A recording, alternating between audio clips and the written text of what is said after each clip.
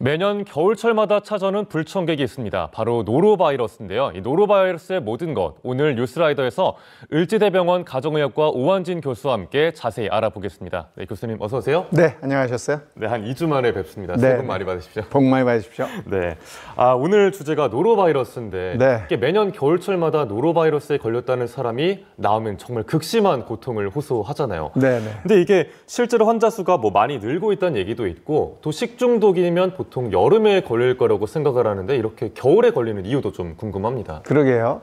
네. 원래 식중독균은 여름같이 온도가 높을 때 주로 이제 활동을 많이 합니다. 네. 하지만 이 노로바이러스는 온도가 낮아지는 영하로 내려갈수록 더 활동이 많아지는 그런 바이러스거든요. 예. 그러다 보니까 우리나라에서도 보통 11월부터 4월 사이에 환자가 가장 많습니다. 질병청에서 이야기한 그 자료가 있는데요. 11월 마지막 주에 91명의 환자가 발생을 했는데 네. 12월 4주 뒤 12월 마지막 주에는 211명이죠.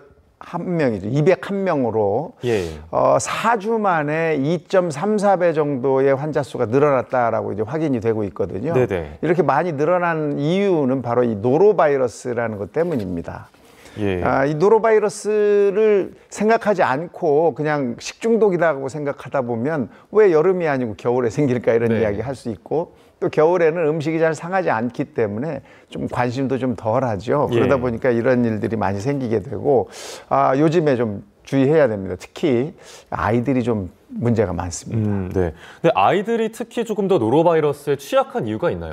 아이들이 취약하죠. 왜냐하면 이 성인들은 이제 대변을 보고 난 다음에 분변 처리나 이런 뒤처리를 깔끔하게 잘 할 수 있지만 네. 아이들은 이런 게 좀 미숙하죠. 뿐만 아니라 이 손 씻기 같은 개인 위생도 사실 아이들은 네. 약간 미숙합니다. 그래서 손을 씻었다고 해도 그렇게 깨끗이 씻는 경우가 좀 적죠. 그러다 보니까 아이들한테서 훨씬 더 많이 걸리고 예. 이미 확인된 바로도 0세에서부터 6세 사이의 어린 아이들이 이미 50% 이상을 차지하고 있거든요. 네. 그러다 보니까 이 노로바이러스는 아이들이 훨씬 더 취약하다 이렇게 볼 수가 있겠습니다. 그럼 손을 좀 아직 미숙하게 잘 씻지 못해서 네. 아이들이 조금 더 취약한 부분이 있다고 말씀해 주셨는데 보통 노로바이러스 말하면 왜 그러잖아요. 뭐 굴을 먹었다가 내가 잘못 먹었는지 한번 심하게 배가 아팠다 이러는데 그럼 날 음식을 좀 조심하면은 노로바이러스에 덜 걸리는 건가요? 어떻게 감염되는 겁니까? 노로바이러스는 바이러스에 의한 감염이기 때문에 네. 날 음식을 먹었냐 안 먹었냐와 큰 관계가 없습니다.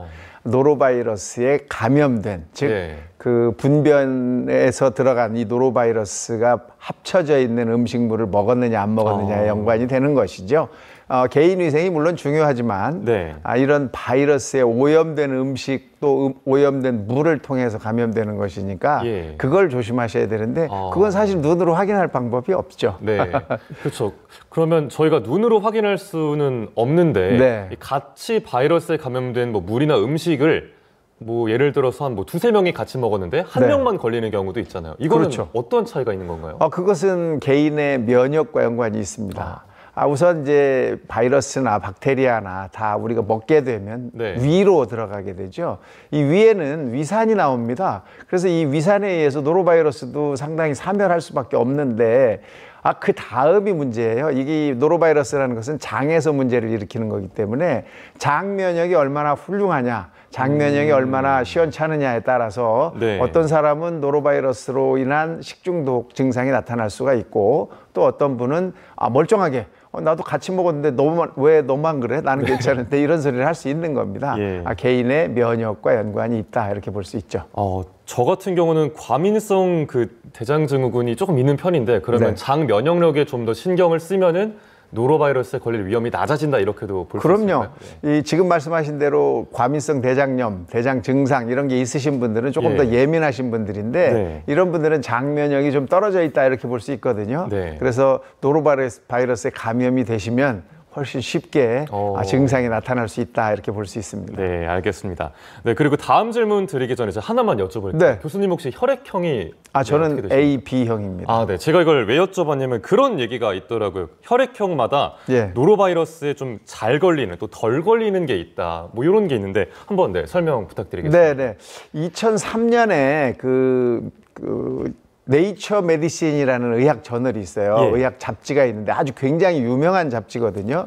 이 잡지에 실린 내용입니다. 혈액형과 노로바이러스 이 연관이 있다. 그래서 혈액형 중에 B형 항원이 있는 사람들, 예를 들면 B형과 AB형인 사람들은 노로바이러스에 잘 안 걸리고 예. 이 B형 항원이 없는 O형을 가진 혈액형을 가진 분들은 노로바이러스에 취약하다 이런 내용이 실린 적이 있습니다. 네. 그래서 이것 때문에서 이제 혈액형 가지고 또 싸우실 가능성이 있는데 네. 사실 아직 의학계에서는 정설로 인정되지는 않습니다. 그럼 일종의 가설로 받아들여지는 정도인가요? 하지만 네이처 메디신이라는 의학 잡지가 굉장히 유명한 잡지이기 때문에 네. 이런 내용도 좀 참고를 하시는 것이 도움이 될 것 같습니다. 예, 알겠습니다. 그리고 AB형이시면 조금 더 그 노로바이러스에는 강한 수 있는, 사람이다. 예. 네, 이렇게 볼 수 있죠. 예, 알겠습니다. 하지만 이 노로바이러스라는 것은 네. 바이러스에 오염된 음식과 물을 통해서 감염이 되는 것이니까 만약에 이제 그런 설사라든지 복통이라든지 발열이라든지 또는 구토라든지 하는 증상을 가진 사람들이 예. 조리를 했을 경우에는 음식물에 그런 게 이제 들어갈 가능성이 높은 거거든요. 네. 그래서 이런 증상이 나타날 경우에는 조리를 하시는 분들은 당연히 조리를 안 하셔야 되고 그런 조리를 했을 경우에는 반드시 음식을 충분히 익혀서 드셔야 합니다. 네. 충분히 익히면은 이 바이러스는 쉽게 사멸하기 때문에 그렇게 되는 것이죠. 예. 그런데 저도 궁금했던 게 노로바이러스가 일반 장염이랑 어떤 차이가 있는지도 좀 궁금했거든요. 네, 이 노로바이러스는 잠복기가 12시간에서부터 48시간 정도, 즉 이틀까지도 잠복기가 있을 수 있고요. 네. 그 이후에 이제 증상이 나타나게 되는데 뭐 일반적으로 이제 식중독이라고 하면 배가 아프고 뭐 토하고 설사를 하게 되는데 이 노로바이러스는 열도 심하게 납니다. 그래서 견디기가 조금 어려울 그런 증상들이 나타나는 거죠. 예. 또 이 노로바이러스는 백신도 없고 네. 완벽한 치료약도 없습니다. 뭐 치사제를 먹는다고 도움이 되는 것도 아닌 거죠. 그렇죠. 예. 사실 이 바이러스가 우리 몸에서 다 빠져나가야 이제 증상이 사라지는 건데 이 빨리 빠져나가게 하려면 지사제를 사용하시면 안 되죠.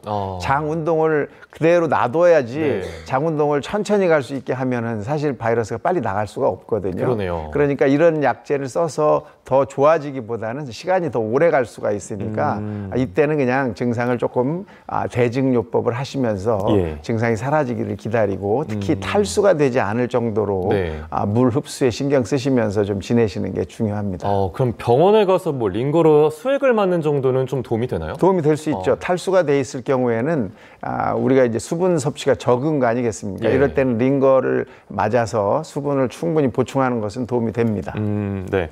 그리고 또 노로바이러스의 특징 중에 하나가 감염력이 매우 강하다는 거잖아요. 네. 앞서 저희 뭐 영상에서도 나왔습니다만 네. 이게 변기에서 그 튀어나오는 물방울을 통해서도 감염이 될 수 있다. 뭐 이런 얘기가 또 있더라고요. 네, 그렇습니다. 미국의 볼더 콜로라도 대학 연구팀들이 이제 확인해가지고 말하는 건데요. 사실 변기라는 게 요즘에 이제 내리면 와류가 생기면서 밑으로 내려가지 않습니까? 그러다 보니까 이 와류에 의해서 분변에서 비말이 약 1.5m까지 올라오는 거로 되어 있습니다. 그럼 거의 방 천장까지 올라간다고. 1.5m면 키가 1m 50cm면 그만큼까지 올라온다는 얘기잖아요. 그 다음에는 이제 이 분변의 비말이 공기 중으로 퍼져나가는 거로 되어 있기 때문에 반드시 변기는 뚜껑을 닫고 내리도록 하는 것이 옳을 것 같고요. 이 다음에는 이제 뭐 사실 10개의 바이러스만 있어도 이 노로바이러스 감염이 된다고 하니까 굉장히 주의가 필요합니다. 그러면 뭐 아이를 키우는 집도 그렇고 뭐 혼자 사시는 분들이고 뭐 모든 분들이 일단 그 변기 뚜껑을 닫는 습관을 들이는 게 좋겠네요. 그건 무조건입니다. 뭐 바이러스뿐 아니라 다른 것들도 분변 비말이 올라갈 수 있는 거니까 이건 반드시 뚜껑을 닫으셔야 합니다. 알겠습니다. 그리고 노로바이러스를 최대한 피할 수 있는 방법 몇 가지만 간단하게 소개해 주시겠습니까? 가장 중요한 것은 이 바이러스이기 때문에 이 가열을 하면 죽게 됩니다. 사멸하게 됩니다. 그러니까 모든 물은 반드시 100도 이상에서 1분 이상 끓여서 드시기를 권하고요. 또 흐르는 물에 손을 잘 씻는 개인위생도 굉장히 중요합니다. 뿐만 아니라 이 노로바이러스 증상이 있으신 분들, 이런 분들은 반드시 조리를 한다든지 하는 데에서 피하셔야 되고요.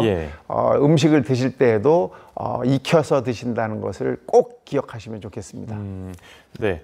그리고 이제 마지막으로 요즘 또 유행하고 있는 증상 다른 거 하나 여쭤볼게요. 네네. 독감으로 요즘 고생했던 분들이 엄청 제 주변에도 많았거든요. 근데 이게 A형이랑 B형 독감이 있는데 이게 뭐 동시에 유행한다 이런 얘기도 있습니다. 그렇습니다. 지금 질병청에서 확인한 바에 의하면 A형 2가지 종류와 네. B형이 한꺼번에 유행을 하고 있습니다.